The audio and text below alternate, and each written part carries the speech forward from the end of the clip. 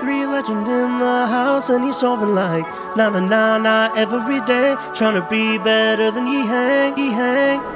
20 like a melody, 3 by 3 legend in the house, and he's solving like na na na na every day, trying to be better than he hang. Remember the first solve of worlds and it looked like he would win, thinking everything's fine, but the very next time he took the dub again. Who would have ever knew that he would be on top of the game? He's real worldwide, that's how we do, and everybody knows his name. ZB, like nobody else knows. ZB, got the TPS. ZB, got the total control. You know that he's the best. 20 like a melody, 3 by 3 legend in the house, and he's solving like na na na na every day, trying to be better than he hang. 20 like a melody, 3 by 3 legend in the house, and he's solving like na na na na every day, trying to be better than he hang.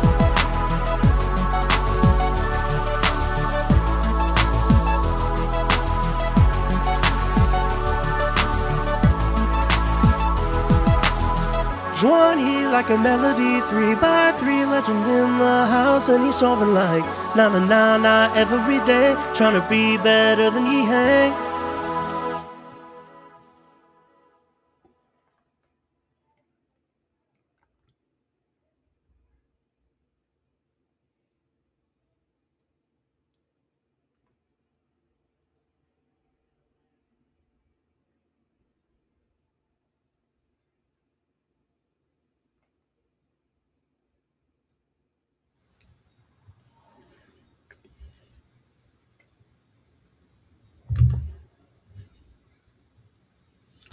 Welcome welcome all to another presentation of the Collegiate Cubing Championship on Speed Cubing TV. The dance is coming down to the wire as we enter the Final Four, and we have two juggernauts of the sport, The Ohio State University versus the University of California, Berkeley. It's down to the wire, as I said, and there's a finals berth at stake today. Manu Singhal, Chris Yen bringing you the match today. Chris, it's going to be a really tight one. Even I can tell that. Tell us a little bit more about what we can expect from the teams and the individual competitors today. Yeah, well, this is actually a Final Four rematch from last season. The Ohio State University last year was the 3 seed, and they matched up against Cal, who was the 2 seed. Cal actually beat them last year to advance to the championship series, to the championship game. And this year it's looking a little bit different. Cal is the 1 seed this time around, and the Ohio State is the 4 seed.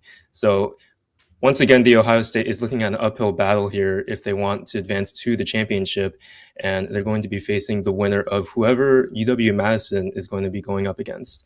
For the Ohio State today, we're going to be having Evan Wright, Philip Lewicki, and Jack Pfeiffer, while for University of California at Berkeley, we're going to be seeing Ethan Jan, Heidi Chan, and Zayn Qureshi. So Evan Wright he did not compete last week, actually, and he is only used to competing so far in the round robin. This is his first time competing in the single elimination. And in that round robin, though, he did not drop a single set. He won every single one of them. For this year, for Evan, it's been a little bit tough competing wise. He's competed up to 6 times, but he's not broken the sub 8 barrier yet, which is a little bit uncharacteristic for him. He has a 7.2 official average. But he's going to be going up against Zayn, who in his last week, actually, against University of North Carolina, he only lost his second set, but he got a 6.27, which was his best single of the set. So for the first matchup, it's going to be extremely interesting to see how they compare, especially for Evan, who it's his first time competing in the single elimination.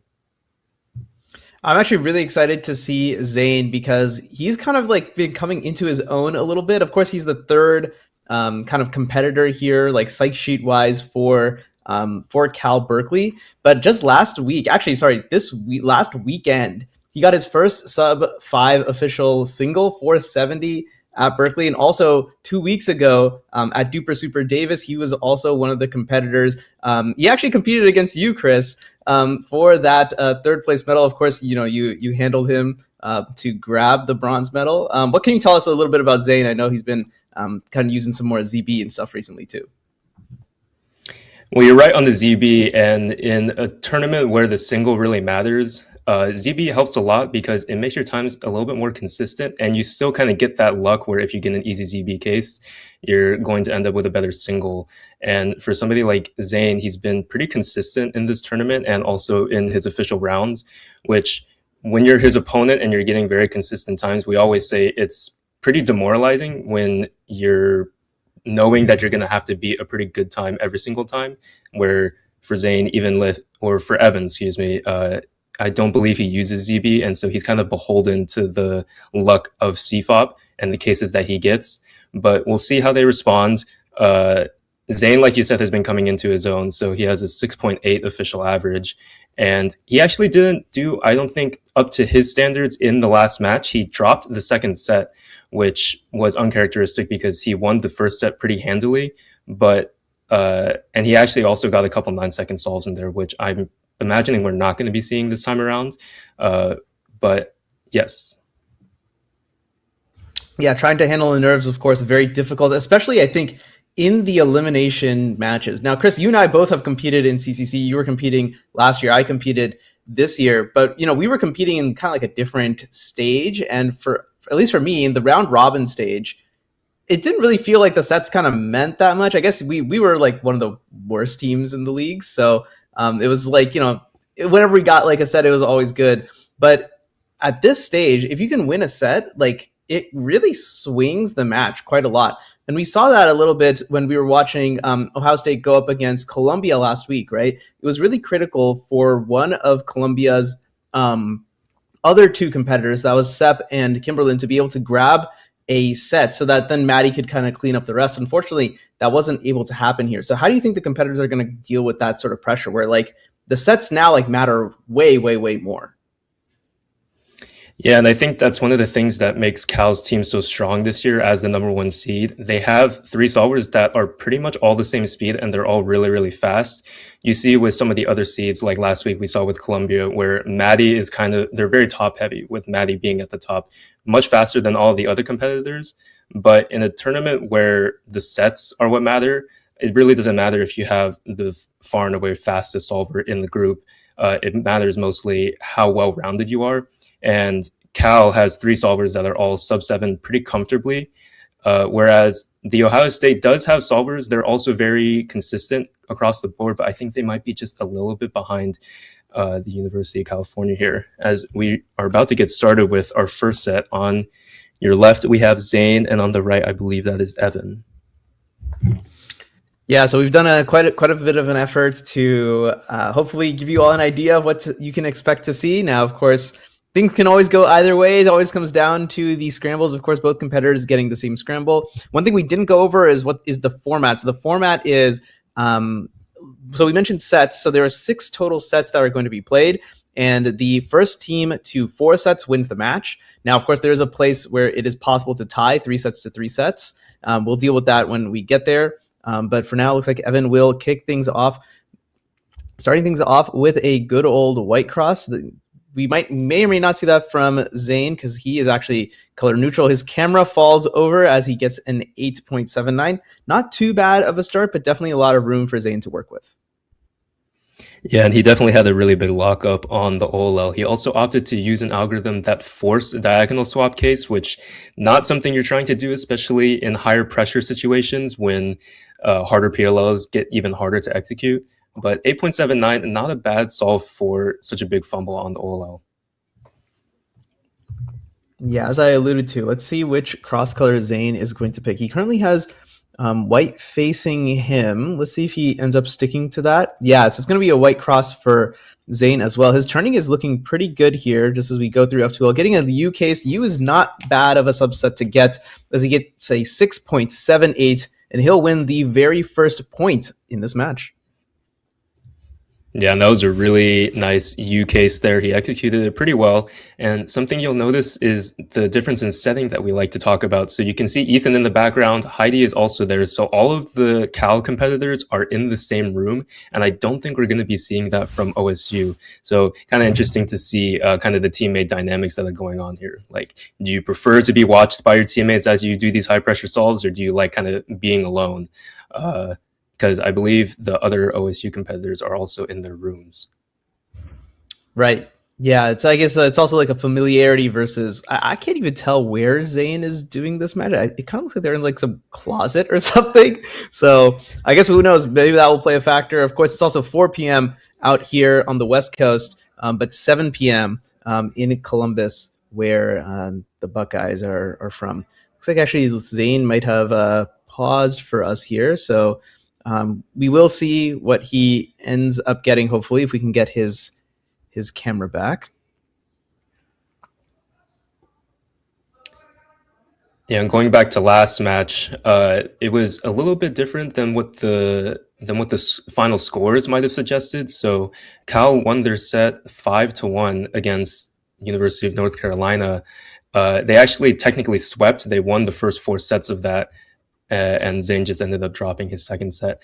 But for Ohio State, even though they ended up winning 4-1 and 4-2 after all 6 sets, they actually had a lot of pressure going into their clinching solve with Philip Lewicki, because if he dropped that set, then all of a sudden it would have only been 3-2 Columbia, with Maddie taking the last 2 sets of that. So it was a really high pressure situation for Philip, a very close match with Kimberlin Calderon.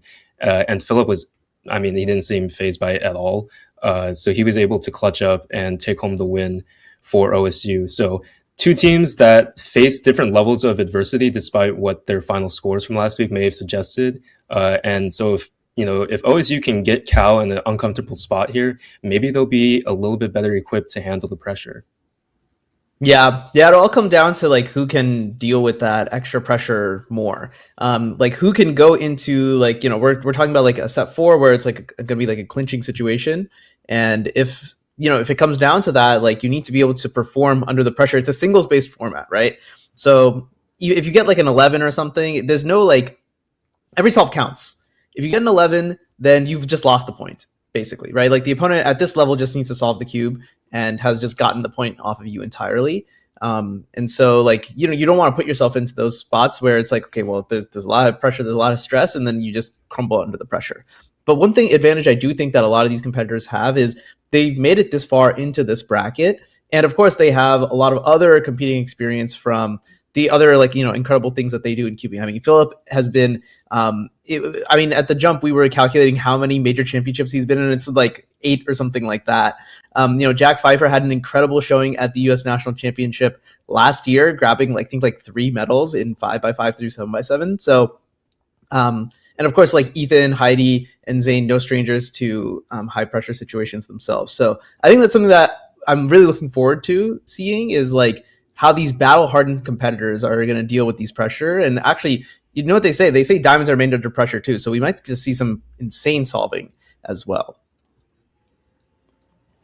Yeah, this adds another layer to the things that these competitors have to deal with under the pressure. So you mentioned that Philip has been to major championships, but this environment and solving condition is extremely different from any major championship. It's different than any head-to-head that you might have competed in. So it's just another avenue for these competitors to kind of practice their solving under pressure. But it's awesome to see that they have so many different ways to deal with the pressure. Yeah, you can see kind of like Zayn trying to get back into this match a little bit after the technical hookup. I think we're just going to redo that entire second point entirely. I mean, it's not like we really saw anything of it anyway. Yellow crosses on the bottom. Let's see if Zayn is going to lock himself into that. Yeah, that does look to be the choice here. Looks like he's turning a little bit slower, actually. I don't necessarily hate that. I'm getting another U case, but locking up. And yeah, it just looks like he did not execute the ZB correctly. 1062, that's basically a given up point for Evan. Turning slower is a bit of a double-edged sword. If you mess up, then you end up doing more turns and you're turning slower. So you really got to make sure you're not locking up when you're turning slower, but that is kind of the point of intentionally trying to turn slower. Evan, on the other hand, knows he has a bit of an opportunity, perhaps, working pretty quickly through his F2L. A bit of a cube fumble, but it should be still good enough. Yeah, that's a 9-second solve. That is good enough. And we're all tied up at 1-1 in this very first set. Evan going second there, I wonder if he felt a little bit of pressure to kind of rush if he knows the solve isn't going the best, but he knows he only needs to beat a 10.62. So lucky there that even with that cube drop that he was able to still take that solve. But that is one of the benefits of knowing that you only need to beat a 10-second solve. It's always interesting, like going first versus second. Chris, I know you've been in situations where, it's going first, going second. I mean, it was PSL literally a couple weeks ago. Which do you prefer? Do you prefer going first or second? Well, I think based on my performances, it's pretty safe to say that I definitely prefer to go first. I don't like dealing with the pressure of knowing what time I need to beat. I just kind of like to zone in on the time that I'm going to get. But, as much as you try to zone out whatever the other person is going to get, you're going to see it, right? I mean, the way that we conduct these competitions, they see the time no matter what they do. So to me, going first is always the preference, but there are some people who like to go second because that added pressure kind of gives them the motivation to speed up their solves and know when they need to turn it on and not. So it's kind of hard to gauge just based on the solving, and it's really only something that we would know for sure if we ask the competitors. So it seems like Evan there was a little bit nervous going second, but that's just one solve. Yeah, interestingly, so far, the second competitor has gotten the points thus far. Of course, only 2 points through. We still have several more to go, at least 2 more to go, that is. I forgot to mention each set is first to 3. So whoever gets the 3 points first is going to win the set. And they're going to put their school like pretty far ahead, at least right off the gate here. Evan, once again, making a little bit of an exit error. Looks like that S-slice kind of got away from him just a little bit. Classy little Z-perm. Camera falls over once again. And we've got a 7.84. That's well below his average solve in CCC, which is 8.7. And that is a competitive time for Zayn to try and beat. He did really well to execute that OLL. It can be a little bit hard to execute under pressure, so he did a good job there. Very nice last layer there. And the 784, that puts a bit of pressure on Zayn here.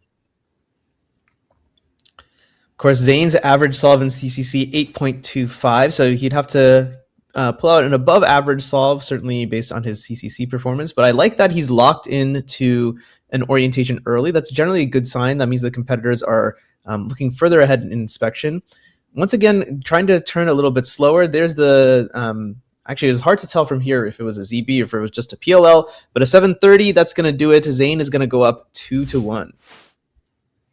It's super impressive that he's able to solve on any color and still use ZB. Like you said, it's a little bit hard to tell if he used the ZB here. Yes, he did. So he had a pi 2GLL on red cross. That's very, very impressive that he's able to pull that off in high pressure. Color neutrality, I feel like, is a skill that is dying these days, and there's good reason for that. Like I mentioned, there's so much of speed cubing is based on inspection depth at this stage. You see the best solvers in the world looking at cross and then 2 pairs, cross plus 3 pairs, sometimes even one looking F2L entirely. So it is very impressive to me that he's able to be color neutral and use ZB is another aspect to it. And that too, I feel like red and orange cross, I feel like most competitors who are color neutral don't even use them that much. I feel like it's very impressive that Zayn is able to perform quite well. Despite a debuff, you could say. Yeah, and I don't know how long Zayn has been color neutral, if he started off always being color neutral, because for somebody who's tried to become color neutral after starting on white and yellow only, it's very, very difficult, and adding on top of that ZB is also extremely difficult. So I wonder if he started out with that or not. Yeah, just really impressive to me that, obviously all these guys are college competitors, right? The best solvers in the world are kids. It's impressive to me that he's able to kind of keep up and kind of add more and more to his repertoire. Again, another slow turning solve, and it's not look like it's going to pay off for him. Just too locky at the beginning. Took quite a bit of time for the ZB recognition. Still a sub 10 and 949, but again, kind of giving Evan another chance to bring it even in the set.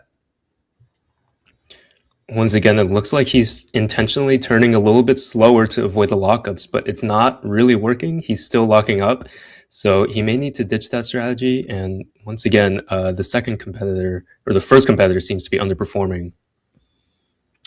Ooh, yeah, hold your horses there, Chris. It looks like this is not a good looking solve from Evan. It's also a 9, but that is a 9.9. That is slower than Zayn's 9, which means that Cal wins the set 3-1, despite Zayn kind of messing up there, not really good getting his way. He has won the set for the University of California, Berkeley. They go up 1-0 against this very, very, very talented OSU team. Chris, what did you kind of see there? What are some takeaways? Well, we noticed that Zayn was turning slower, and although he was still locking up, he was still able to put down some times that put pressure on his competitor. So although we think that, okay, maybe he should stop turning slower because he's still locking up, those lockups weren't disastrous. Like we saw Evan in the first solve have a really big fumble on the OLL. So maybe even if you're avoiding, or even if you're still locking up minimally, you're avoiding those really, really big fumbles in your solves. So maybe it's the strategy to go. And at the end there, I kind of hit Evan with the commentator's curse by saying that the first competitor wasn't doing so hot. So we'll see how Philip and Heidi, who is our next matchup, how they respond to going first and second. But Philip, once again, in the hot seat here. He's coming off of a very, very clutch performance in the last week's set and match against Columbia. So we'll see if that pressure has built him some momentum, or if it's kind of been an emotional high for him this past week, and now he's kind of lost all his steam.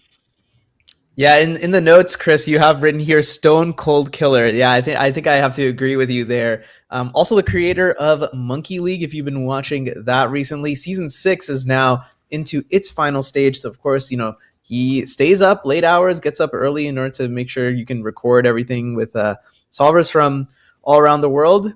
And as we also mentioned, just a very experienced competitor. I forget the exact number. I think we said 8 major championship finals he has been a part of, including those at the World Championship. He's also gotten, I believe, a national podium as well in the past, which is, pretty awesome stuff. Obviously, everybody knows Philip. Everybody loves him. Heidi Chan, I want to talk about her a little bit because she is also a competitor to watch out for. She was previously. She had the fastest average for newcomer ever. That was several years ago, and has still been keeping things going with her studies at Berkeley. One of the best competitors in the world, certainly. So excited to see what she can do here against the Laser Monkey himself. Heidi, to get things started for us, I feel like her turning is a little bit tentative here, and her F2L feels quite long. Her last layer was very smooth. The 799 is like maybe just barely competitive. Yeah, and for someone like Heidi, where we're so used to seeing her really, really smooth and fast turning, it was a little bit weird to see some lockups there, but it is just the first solve. No matter how many times you've done this, you kind of still have to take a couple solves to get used to the environment, especially where the Cal Cube Club seems to be solving here, like in a professor's office or something. So new environment, got to get used to it for Heidi. All right, what can Philip produce on this scramble? 799 is the time to beat. Making sure to use his inspection time well. Looks like he actually had some awkward fumble/cube pickup, but the rest of his solve is looking quite good indeed. 701 is his time, and Philip will put a 1 on the board for the Buckeyes, 1-0. Yeah, and another smooth turner in Philip. His turning is super smooth. One of the reasons why we dub him the Stone Cold Killer. Barely any lockups on that solve. Just super, super effortless looking to him. And he takes the first solve of this set. He's going to start now the second solve. Looks like he picked his orientation fairly quickly. Oh, no, he's going to change it around now. Originally was looking at white cross. Now he has yellow in front of him. Perhaps yellow is going to be the choice. Yeah, indeed. After all, it took him quite a while actually to put yellow on bottom, but another smooth solve from Philip. And that's our first sub 7 of the match, 6.65, a very competitive time indeed. And he turned up the turning speed a little bit in that solve too. Very, very smooth. No pauses really. Very good execution on the Olo, and he does a rotationless A-perm to finish. He gives a little bit of a smirk like that could have been better, but I mean, 6.65, the fastest time of the tournament so far. Can't imagine he shouldn't be happy with that. Yeah, that's a good bit below Heidi's mean across all of CCC, but she performs herself getting a 608, and we're all tied up. It's 1-1 in set number 2. Heidi also turning up the turning in this solve, and maybe that's why Philip was a little bit seemingly disappointed with his time, because he knew that that scramble was a little bit easier. Heidi getting a 608, and now she has the fastest time of the match so far. And once again, the second competitor is winning the solves at the start of this next set. It looks like we might not have to wait long before our first sub 6 of the match, Chris. Great work there from Heidi. Getting a Z-perm also. Z-perm, like very, like, you know, middle of the road PLL, but can be a little bit tricky to execute sometimes. So good to her for getting it done with that 608. So we're now into the pivotal third solve. When you're tied up 1-1, really important that you win this third solve so you can put yourself into a good position for the final solves. And yeah, Heidi doing some fantastic turning there. Felt like her solution was just a little bit long. Good turning overall for a 7-11. It looks like she's found her comfort zone in terms of the turning here. There was a small little lockup on the like pre-AUF for the PLL, but Heidi's putting up a 7-11. She's solving with a bit of a chip on her shoulder. She wants to go back to the finals, and because she was here last year and she was not able to bring home a championship. Really like that solution from Philip. Unfortunately, really, really locky. Can he get it done in the end? A 7-11 for Philip. We're tied. Oh my goodness. 7-11 from both competitors, and the solve just is entirely nullified. No points on a 7-11. That is insane. We saw a tie last week as well. And so, you know, for Philip and for Heidi, both good solves. And now it just gives them an extra solve to kind of tune themselves into this environment. Oh my. Wow. Philip is just drama farming at this point. I mean, a tie in CCC in the final 4, no less. Great stuff from both competitors. I mean, I think both competitors definitely had something to. They certainly performed well, but there was also aspects that they didn't do very well. It looked like actually Philip was like way ahead of pace until he had some pretty bad lockups. So for him, he's probably like, well, I guess I didn't lose the point, but I'm kind of disappointed I didn't win the point. And then Heidi, it seemed like her turning was really good, but her solution was just too long. And of those two things, to me, it seems like the easier one to fix is your turning rather than your solutions. So it kind of remains to be seen. What thoughts do you have there, Chris? Like, what do you think these guys can improve on? Well, sometimes you can fix your turning by fixing your solution. Sometimes you opt to go for different solutions that you know will be more comfortable for your turning specifically. So I'm not sure if those competitors are really thinking about that right now. I'm sure they're just pretty annoyed that they split that point there. Or not even split the point. They didn't get any points. But you know, for Philip and for Heidi, their turning has been pretty good so far. So I don't know if they're really thinking about their turning. So like you said, it might just be a solution thing for them. And both of these solvers are so advanced that I'm sure that changing of solutions on the fly is something that they're pretty comfortable with. So we'll see if we see any shorter solutions, or sometimes it can backfire. Maybe you're trying out some new solutions and it actually doesn't work out the way you think it is.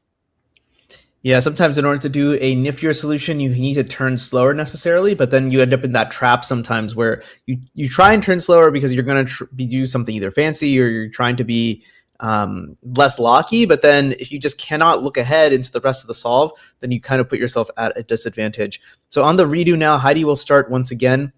Some good fast turning coming out from her, but a lot of rotations in F2L. She's trying to recognize a ZB, unfortunately recognizing the H-perm variant of it instead. She's going to get a 10, and she is perhaps a little disappointed that she didn't turn a little faster in that solve number 3 before. Yeah, and she maybe changed up her solution there. She took a bit of a risk doing the EO-ZB on a case that isn't always super rewarding, and she didn't even know the ZB. So maybe the tie kind of got in her head where she thinks she needs to change things up, but there it didn't work out at all. Let's see how Philip will respond. A 10-second solve. He knows that he needs to beat a 10. He's actually kind of locking up a little bit too, but not too bad of a last layer case for him. 6 mover into what looked like to just be an A perm. 876. He's going to go up 2-1. He's going to clinch the very pivotal solve number 3. Yeah, and sometimes the slowest solves are the hardest ones to beat because of all that pressure knowing that you're supposed to beat them. But got a little bit saved there with the really easy last layer cases, even with all of those lockups. But yeah, 10.98, even for Philip making all those mistakes, that's really going to be hard to win with a 10.98. Only thing you can really hope for at that point is like a cube pop or something. And if this were 2019, maybe a cube would pop, but these days it's just so rare that a cube pops or you get a corner twist. Unfortunately, it looks like Philip is actually suffering from a lot of lockups right now. He's trying to turn through it, and he's able to do that with some degree of success. 771. We're not used to seeing Philip lock up so much because of his really smooth turning, but right there, the right index push for a back left insert is pretty tricky, and just kind of threw away the solve on that. He did, once again, get some pretty nice last layer cases, so that saved it a little bit. 7.71 isn't like a 100% guaranteed win. I mean, we just saw Heidi get a 10.9, but definitely not the solve that Philip was looking for. If I had to guess, that's like maybe like a 30 or 40 percentile solve for Heidi. So she doesn't need to do anything crazy, but she does need to make sure she executes and executes well. And unfortunately, actually no, she'll get it done there. At first I thought she was way behind the pace, but it looks like she had a very favorable last layer. 736. Now we're tied up 2-2. No, you're absolutely right. She was way behind the pace because it seemed like every pair there were just all these little fumbles that kind of add up, but the PLL skips saved her for sure. So, Philip getting saved a little bit by still getting a 7 with all those fumbles, easy last layer, but Heidi getting an even easier last layer, and she saved a little bit extra, and she's tied up 2-2. So it all comes down to this. Yeah, once again, Philip has involved himself in another nail biter of a set, and depending on the way that this goes, it could be his set that once again decides the match one way or another. A lot of pressure on Heidi as well. Philip actually choosing to kind of stand up, pace around a little bit. Not a bad idea. Just get like kind of your juices flowing and just kind of maybe, decompress a little bit after what's been an extremely tight 5 solves so far. Remember, there was a 7-11 tie in there as well. And we go into a 6th solve. Let's see, the winner of this one will win the set. It will be a huge advantage to Berkeley if Heidi can pull this off. Much better looking solution, and she's going to get the first sub 6. 575 for Heidi. She has put Berkeley way ahead of the game so far. That was an unbelievable solution. I think she had 4 free pairs there, right there, orange. Yeah, I think that's 4 free pairs. She forced the last one a little bit by doing a U2 to insert the third pair, and 6 move Olo into a U-perm. That might have been like the best solution you could have asked for. So it explains why she's a little disappointed with just a 5. Can Philip find a same or similar solution? It looks like he got close, but not quite there. 662. After being up 2 solves to 1, he gives 2 back to Heidi of UC Berkeley, and Berkeley takes a commanding lead, 2-0. Yeah, he was so close to finding the exact same solution as Heidi there, but he did not insert his third pair with a U2, and instead of getting a free pair, he got a really, really bad pair, probably the worst you can get, an 11 mover, and instead of a 6 move Olo into a U-perm, he gets an N permutation. So really unfortunate for Philip there. It looked like he was turning pretty well, and he just wasn't able to find the same solution as Heidi. Yeah, unlucky also for Philip because his mean was actually better than Heidi's. It looks like he had a 735 mean compared to Heidi's 7.4. Now, of course, part of that was because Heidi did get a 10 in there. But nevertheless, it doesn't matter what the mean is. The only thing that matters is the set score, and that is 3-2 to Berkeley. It's been a nail biter of a match so far, and it's about to get even tighter, Chris, as we're going to enter our final pairing It's going to be Ethan Jan versus Jack Pfeiffer. What can you tell me about these two competitors? Well, Ethan was on fire in his last match against University of North Carolina. His worst time in that match was 7.68, and his best time was 5.01. So unbelievable consistency that we saw from Ethan last week. And for Jack, it's kind of the opposite. He was consistently pretty terrible by his standards. He was getting 9-second solves all over the place, which for him, a 6.15 second official average, that is definitely not what he's looking for. Jack even has 8 sub-7 averages this year officially, so definitely looking to bounce back from last week's performance. I think maybe he could have been a little bit flustered by going against Maddie in both of his sets, but it doesn't really get any easier here because he's going against Ethan, who has had one of the best performances of the tournament so far. And actually, it's fresh off the presses. It looks like we're actually going to have a substitution come in here. Jack is swapping out for a different Jack. Jack Boning instead is actually going to be pinch solving. I don't know what exactly the term is here. Not sure. I guess Jack Pfeiffer just couldn't quite make the round work. So we'll see a kind of big shift for OSU just really at like the 11th hour. But hopefully Jack Boning can get some good solves in, keep his turning stable as he goes up against Ethan Jan. That's a pretty solid first solve, 679. Ethan is no stranger to getting 6-second solves and above either. So I would say that's a pretty solid start for being subbed in at the last minute. Yeah, and that's what a nice freedom to have, to be able to just sub in one of your best solvers. The Ohio State has registered 4 competitors to Cal's 3. I would imagine that Cal has another cuber that they can go to if they really needed to, but I guess not. And now we're going to be seeing Jack Boning instead of Jack Pfeiffer. Yeah, probably not what you would have wanted to see from Ohio State, but remains to be seen. Obviously, having a competitor show up is better than not. A sub 6 from Ethan is going to kind of close the conversation on a solve number 1. Berkeley takes a 1-0 lead in set number 3. Yeah, Ethan was turning a little bit faster than we're used to seeing there. Maybe he's amped because of last week's performance. He has a lot of momentum coming here, and he picks up right where he left off, of 568. As you can see, Ethan is Cal's second ZB user. He knows full ZB, and look at that solution. What a ZBLS, good ZB, and he's happy with that. Yeah, fantastic F2L solution there from Ethan. He'll want to keep that up. Of course, Ethan having longer fingers than most competitors, so he has to sometimes do different finger tricks, and you'll see he actually grips the cube slightly differently. A 5.00 from Ethan, 5.08. Still, that is the fastest time that we have seen in this match so far. That kind of just snuck up on me. Ethan's also flexing his color neutral ZB muscles here. This is the second solve we've seen that had a red cross ZB solution, and that was a really easy ZB. But really good execution from Ethan there. Yeah, it's a little hard to tell with the lighting sometimes what the competitors are doing, but fantastic stuff from Ethan.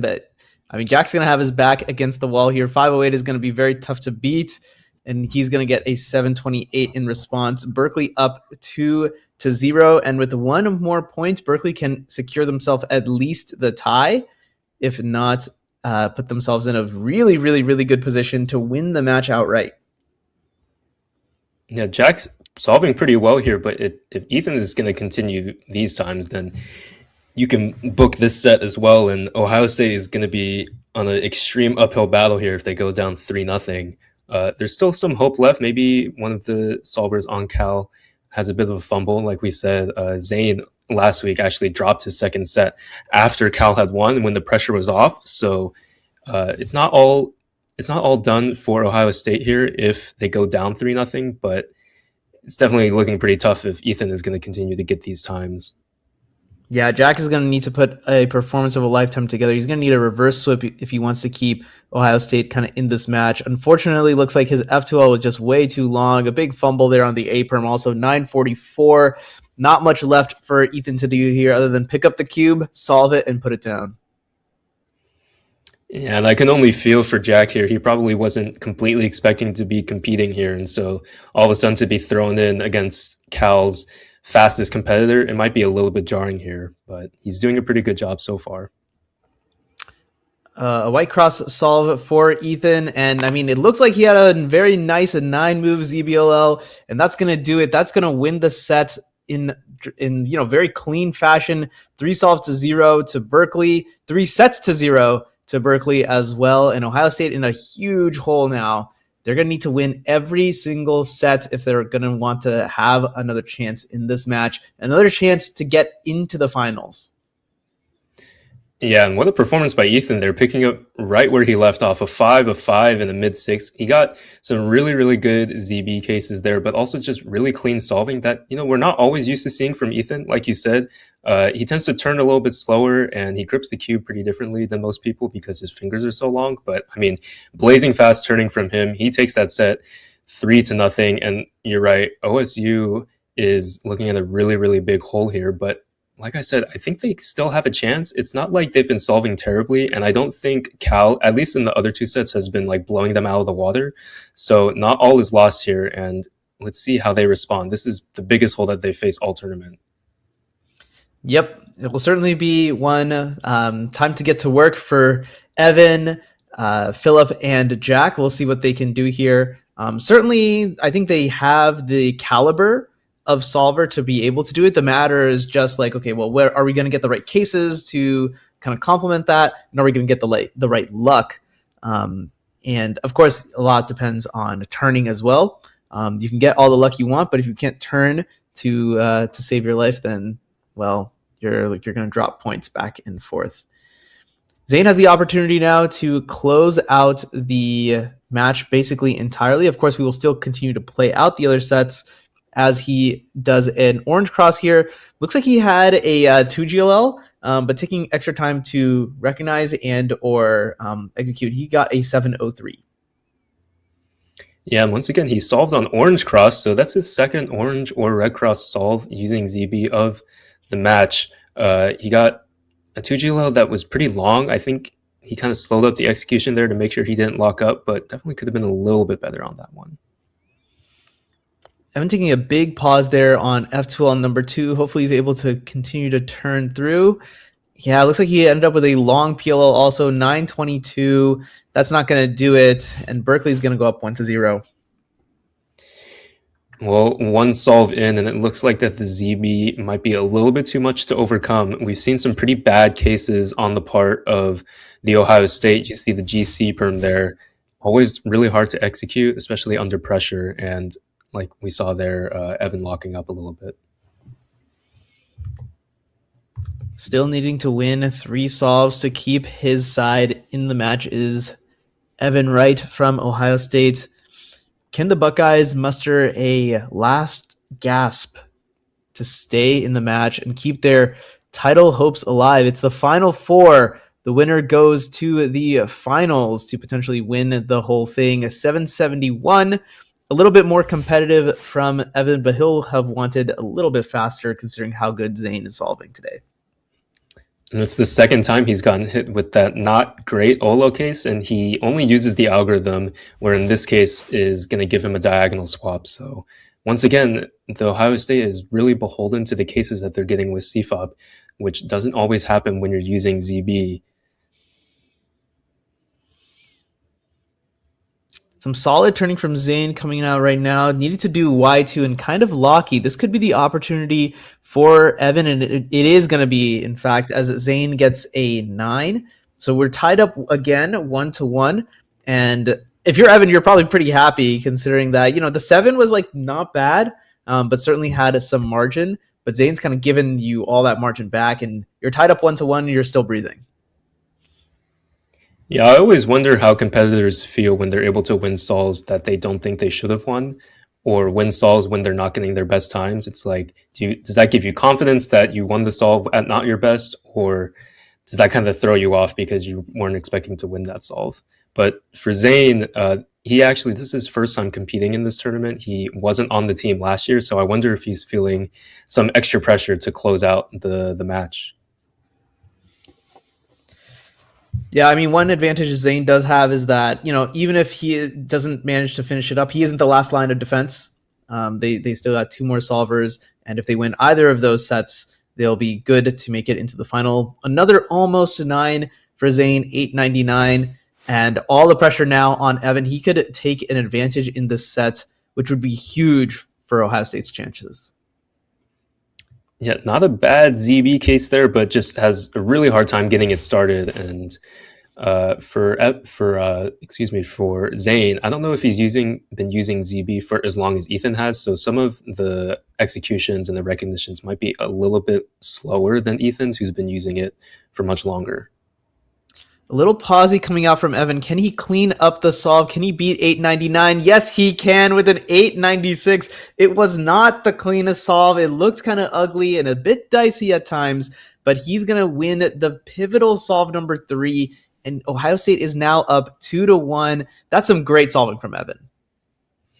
Yeah, and once again, winning with a time that he's shaking his head at, and I can only wonder if the pressure is getting to Zayn a little bit here. Like I said, he's the only one on the Cal team who hasn't competed in this tournament yet. Let's see if they're able to have some life here. Unfortunately, it looks like just not a great F2L solution coming out for Evan. Got saved there a little bit by the J-Perm. 880 is his time. You know, I've been saying that, like 880, maybe that's not good enough. But, I mean, Zayn has basically given 2 9s back-to-back. So maybe 880 is, just good enough. It's up to Zayn now to make sure he doesn't just drop another set somewhat unceremoniously. Yeah, and we're seeing similar consistency to last week's match for Zayn here. He's getting some good times, but also sprinkling in quite a few 9-second solves. So he's going to need to clean that up if he wants to clinch this match. Ooh, the off-color ZB, once again, a red cross is the choice this time. He got to ZB super quickly, and he is going to stay alive in this one. 642, it's 2-2. All the pressure, all the drama, it's right here on the Speed Cubing TV channel. Couldn't have it any other way, Chris. Yeah, that was a great F2L solution. Once again, solving on red cross. So Zayn now with 3 red or orange cross solves. And all of them have been pretty good, at least up until the last layer. So Zayn putting himself back in the driver's seat. He's solving first, and it's been a little bit since we thought about if the first or second solver has the advantage here. But I mean, Zayn just won his second solve, but he's going first this time. Let's see if that's going to make a difference. Yeah, good comeback from Zayn when you're facing set point. Of course, facing set point again, but it's also set point for himself. So a little bit of a different situation overall. What can he do here? Yellow is on bottom at the moment.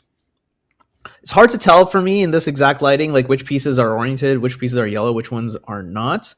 But based on what I think is the logo, yeah, I think yellow is on bottom here. Pretty good turning. There's a soon ZB coming out now, 832. That's a very middle of the road time. Oh, it could go either way, Chris. Yeah, and once again, a 2G there that Zayn takes a little bit longer than he probably should on. And it looked like he tried turning up his turning speed there. Maybe the pressure made him want to do that, and he's getting a little bit nervous. But Evan definitely has a chance here to take this solve. Yeah, now I can see why he picked yellow. It looks like there was a free pair, the red-green, that was available. And Evan turning up his turning. He gets a 638. He's going to win the first set for Ohio State. And Ohio State still has life. 3-1. It's up to the stone cold killer, Philip Lewicki, to keep up the pace. But they're not out of it yet. What a solve from Evan there. 638. Like we said, when you're using CFOB, you're beholden to the luck of the cases that you get. But on the last 2 solves that Evan won, he got a J-Perm, the best PLO that you can ask for, and he's taking advantage of it. He gives Ohio State some life. And for both Ohio State and Berkeley at this point, this is kind of exactly where you want to be. Like you said, we have Philip, the stone cold killer. He's not going to give in to the pressure of being down set point or match point, excuse me. And for Heidi, she also has extremely smooth and calm collected turning. So for both of the teams, they're kind of where they want to be. But Ohio State still has life. Yeah, it's not even like Zayn solved that badly, in my opinion. I mean, he got a 6 and he got a low 7. It's just that he just did not turn well enough and just did not get the good enough ZB cases in the moments where you truly needed it. That is like, the trade-off. on average, you get like, decent cases with ZB. You just never get like horrible cases. But you also don't necessarily get the best of the best cases like you do with CFOP, where you just can kind of turn through it. And of course, with CFOP, your recognition is also a lot better. Don't need to waste precious tenths of seconds on the recognition. There's no one else you would prefer to have in this spot when the match is on the line. Philip Lewicki now, the laser monkey. What can he produce here to keep his team in the match? They're down 3-1. This is a must-win set for the Ohio State University. Some nice clean turning coming out there, and another A-perm for Philip. He's got a 673, and that is certainly a very good start. Yeah, we're not going to see the ZB versus CFOP matchup. They both use CFOP, and they both have similar solving styles. They're really smooth, calm, collected turning, and Philip, a great solution here, doesn't really lock up at all. He does pause between pairs, but that's fine when you're not locking up. Good A-perm, great execution on the Ola. That's also not the easiest to execute under pressure. So Heidi's going to need to try and answer now.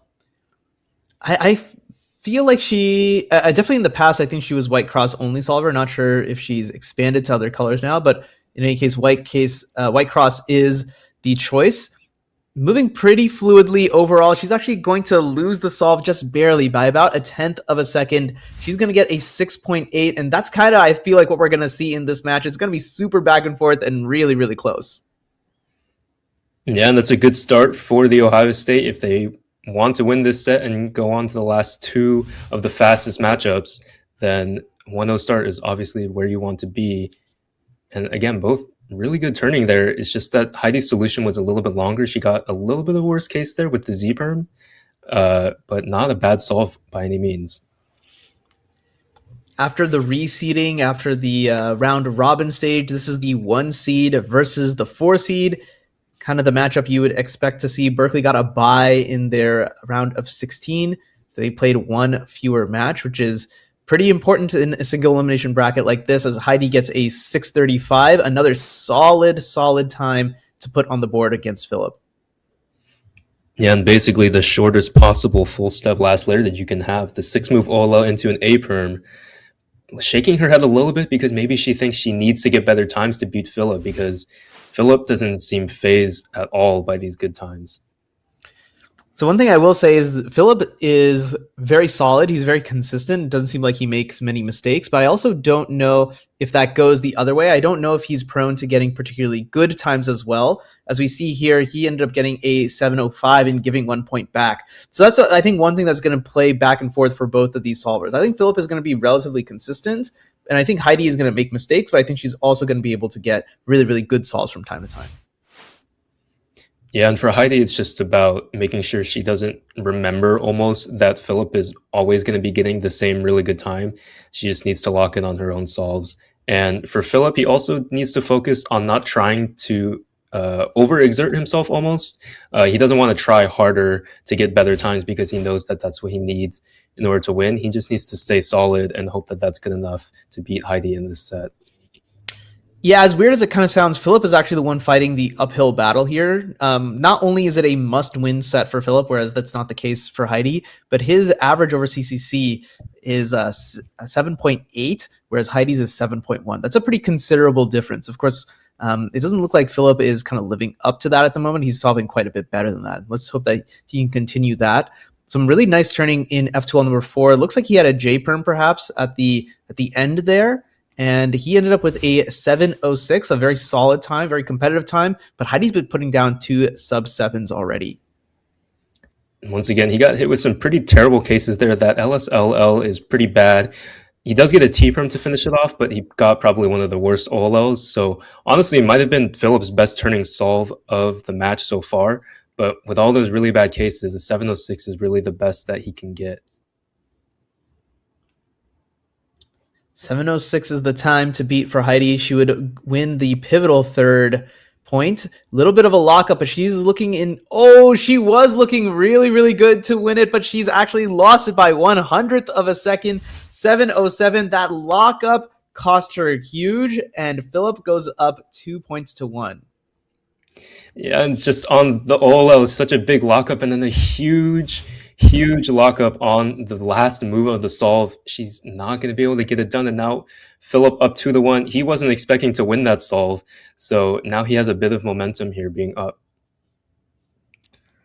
Oh, this is a comeback in the making if I've ever seen one, Chris. We thought that Ohio State just kind of might be down and out after Ethan just 3-0'd Jack Boning, who came into the match as like a substitute, wasn't expecting to be solving, but some great solves coming out from the Buckeyes, and they're really pushing the Golden Bears to their limits. Heidi needs to take this one if they want to win this match outright. Otherwise, it's going to go down to the deciding fifth set, or the fifth. The sixth matchup. That is 7-76. As I trip over my words. Yeah, and Heidi showing off a bit of her ZB muscles there. However, the execution wasn't quite there. Long recognition, not the best execution. She's not used to using ZB all the time. And the 786, the way Philip's been solving, like we said, he's so consistent. This has got to be an expected win here, and Ohio State should be right back in this. Yeah, he's like switching around his orientations quite a bit. Oh no, looks like there's been a critical error perhaps in cross. Can Philip recover from this? No, it doesn't look like it. And we're going to go to a deciding solve number 5 here as Philip gets a 10-01. We've got 2s on the board for both competitors. And this is a crazy solve number 5 here. If Philip wins, Ohio State survives and has one more set to win to potentially tie up the match. If Heidi wins, she wins the match outright and books the ticket to the finals. Incredible pressure on both competitors here as we go into solve number 5 of set number 5. So much pressure on Philip here because he was expecting to win that solve, and now his back's against the wall, and he might be losing this entire match for the Ohio State. So we'll see how he responds, but he is the Stone Cold Killer for a reason. You almost got to root for Philip here just so we can watch some more high-intensity cubing. Great work so far. F2L looked pretty good. Just that lock up there. And a corner twist, unfortunately, 8:53. Oh, no. You got to hope that isn't the difference maker in the match. Yeah, not a bad solve, but unlucky there with the corner twist. Not a good case for the PLL either. So it's almost like the only thing that could have stopped Philip there was bad luck. His turning was pretty good once again. So Heidi definitely in the driver's seat here and has a chance to clinch a trip to the championship again for University of California, Berkeley. Narrowly losing last year to UW-Madison. They could be on another collision course with the Badgers. It'll all depend on this solve. What can she do? She needs to beat an 8, and oh man, her solving is looking really shaky, Chris, and it's not going to happen here. Ohio State somehow survives by their skin of their teeth. Philip has won the set. It's 3-2. We're going to a final deciding set. Oh my goodness. High drama through and through. At the end of the day, when the pressure was highest, despite Philip not really solving very well, he solved just well enough to get it done. Wow, just nuts. For Heidi, that's definitely the worst possible time to pull out the worst time of this match so far. And, all is well. Being up 3-0 has its advantages, of course. And now you have your top dog in Ethan Jan going up now twice against the pinch hitter here in Jack Boning. So, Jack maybe has settled in a little bit more after he probably wasn't expecting to compete coming in for Jack Pfeiffer here. But, now that we're down to the last 2, these 2 are going to be in it at least for one more match if Jack is able to pull up an upset here. So still an uphill battle for Ohio State, and a lot of pressure on Ethan here because you were up 3-0 and you definitely don't want to be the one to finish off that choke almost. Yep, after starting the match 3-0, Berkeley has given back 2 sets in somewhat dramatic fashion. I mean, both of those were Solve 5 classics, I would say. Giving them back to the Ohio State University. Ethan can just finish the match here once again if he wins this set. If he loses, it will be a replay between the fastest competitors. That would be Ethan and Jack Boning again. And that will be the true decider. The set number 7. Looks like it's getting to Ethan just a little bit. Not the greatest execution there. He gets a 6.98. And that was a bit of a different solve from Ethan there. I don't believe he used a ZB. It looked like he just had an ELL there with the 2 flip of edges. So pretty uncharacteristic, but still a very solid time from Ethan. Now, Jack can definitely beat 698, but he's going to need to continue turning like this, not get any lockups. And looks like he took a second look at that recognition, and that might have cost him there on the PLL. 719 is not going to be good enough, and the comeback bid got that much harder. And you can't afford to make those mistakes under all of this pressure. It looked like he thought that A perm was actually a GC perm, and that's a really easy case to.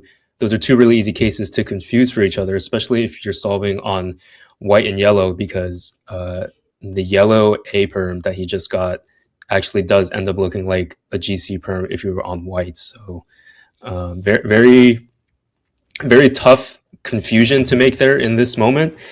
But it looks like Jack is taking it in stride. He's warming up with the ginormous cube. So you're not really sure what that does for you there, but I guess maybe it just takes his mind off of the last solve. Switching from yellow cross to white cross, not usually what you want to see, but let's see if he was able to find a better solution after all. Pretty decent start, a little bit locky, hoping he can clean this up a little bit. Not a great looking OL, and even though it was CP solved, he still ended up with a 901. That should be a walk in the park for Ethan. It's the same Olo that we saw Heidi lock up on really badly in her set against Philip. So that Olo is pretty difficult. It's a lefty case of a pretty easy one, but lefty moves under pressure are always a bit of a taller order than when you're at home. 901 to beat for Ethan. He can go up 2 to none. Looks like he kind of messed up there on what looked like his ZBLS or something. It didn't really matter at the end of the day. He got an 8-7. Pretty terrible solve for him. But a win is a win is a win. He's up 2-0, and now we are on to match point for Berkeley. There's 1 more points that Berkeley needs to secure, and they will head to the finals for a guaranteed top 2 position. And another match point for Berkeley here. This time, I think they're in a much better situation to actually bring this one home. It's a really long uphill battle from here from Ohio State if they want to come back now, especially with Ethan winning 2 solves that he probably didn't expect to win. Looks like he's gotten a little cold. Either that or he just wants to add a little speed boost. Is Ethan putting on the fast hoodie? Served him decently well at PSL Davis a couple weeks ago. Now trying to channel some of that energy as he looks to put this away once and for all. A sub-6 here would basically do it. Of course, subject to luck. Of course, getting lucky, never a crime. He's eyeing that orange side once again. It looks like he picked his orientation relatively quickly. Some pseudo and/or keyhole coming out there. And what did I say? A sub-6 might clinch it, and a sub-6 is what he's served up here. 5:38 is the time to beat.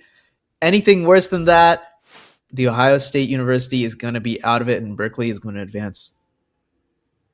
So clutch there, solving on orange. He does his ZBLS and actually gives him an Olo skip into a Y perm. A little bit shaky on that, but the solve outside of that was so good that it doesn't really matter.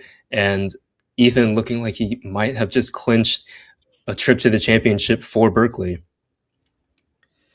5:38 or better. That's the time to beat to stay alive. Can Jack Boning, the pinch hitter, get it done here? Looking pretty locky here in F2L.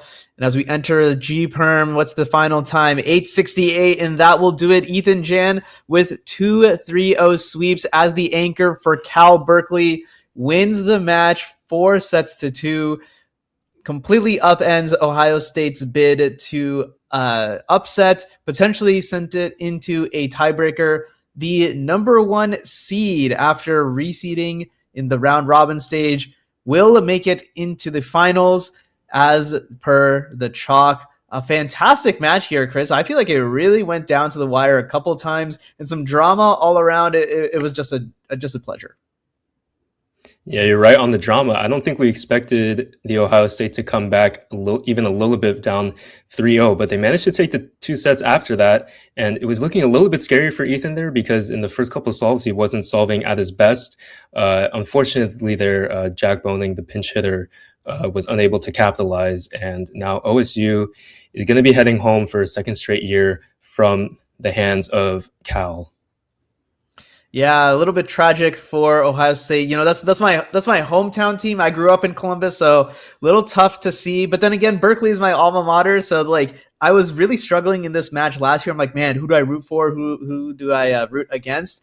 And once again, it was like for me, like either outcome was going to end up very well, and either outcome was going to end up as a little bit of a heartbreak. Some great solving from the Buckeyes here, but the Golden Bears will advance to the final. There are only 4 teams left in CCC now. Berkeley, rather, has made it into the final, as we mentioned. We still have Florida and Maryland. They actually still need to play their quarterfinal match. The winner of that match will play UW-Madison. Of course, last year's champions, they're trying to repeat once again. And actually, based on the way things are looking, I think Madison has a good chance to make it back into the finals. We're about to get a finals rematch from last year after all the chaos of CCC. Chris, any concluding thoughts before we sign off? No, it was a great match today, and I think Berkeley is definitely going to have a chip on their shoulder playing in the championship once again. They're looking for vengeance against whoever they're going up against. Yep, it's going to be absolutely fantastic. Thank you, everyone, for tuning in to the Speed Cubing TV YouTube channel for this presentation of the Collegiate Cubing Championship. Stay tuned for more matches coming up soon. But for now, it's time to sign off. Have a good night from Manu Singhal and Chris Yen and the rest of the team here. Ta-ta. We'll see you all next time.